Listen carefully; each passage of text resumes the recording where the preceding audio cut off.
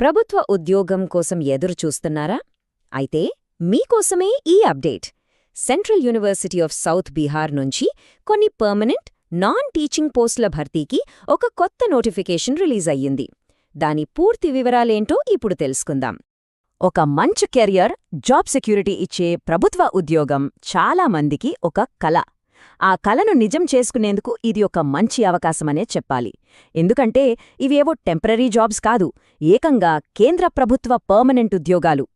ముందుగా ఈ నోటిఫికేషన్కి సంబంధించి మనం తెలుసుకోవాల్సిన కొన్ని ముఖ్యమైన తేదీలు, ఇంకా ఇతర బేసిక్ డీటెయిల్స్ ఏంటో ఒక్కసారి చూద్దాం. మనం మాట్లాడుకుంటున్నది ఒక సెంట్రల్ గవర్నమెంట్ యూనివర్సిటీ గురించి.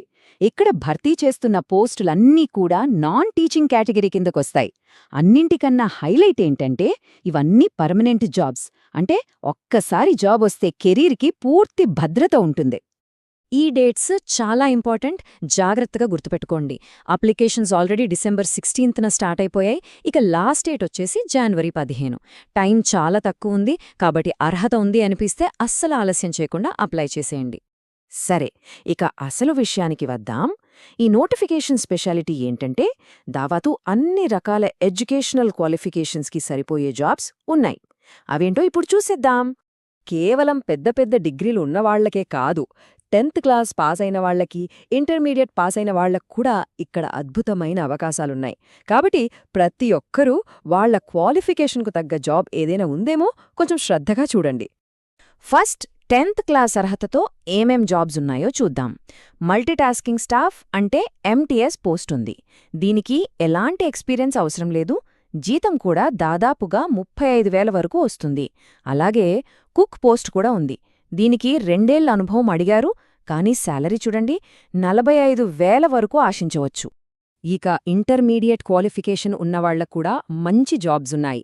ల్యాబ్ అటెండెంట్ పోస్ట్కి సైన్స్ గ్రూప్లో ఇంటర్ చేసి ఉండాలి.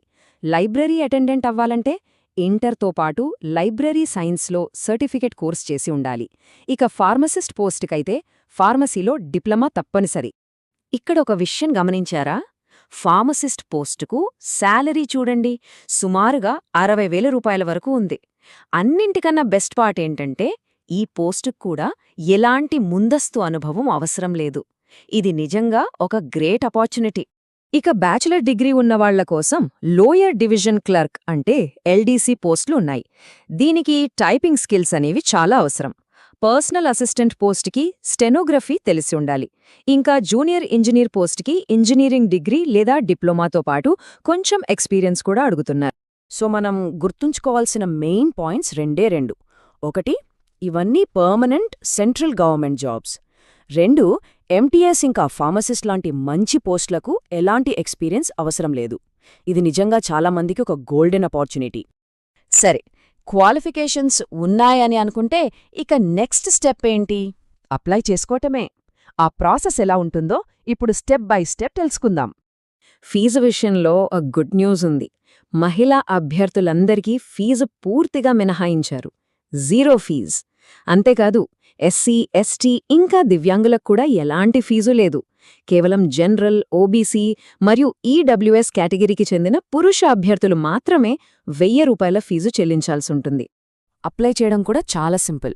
వాళ్ళ అఫీషియల్ వెబ్సైట్ qsib.ac.in ఓపెన్ చేసి రిక్రూట్మెంట్ లింక్ మీద క్లిక్ చేయాలి.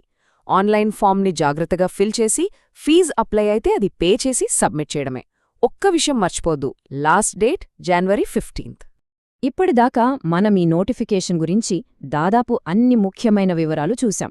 ఇప్పుడు ఈ అవకాశం ఎవరికి కరెక్ట్గా సెట్ అవుతుందో ఒకసారి ఆలోచిద్దాం.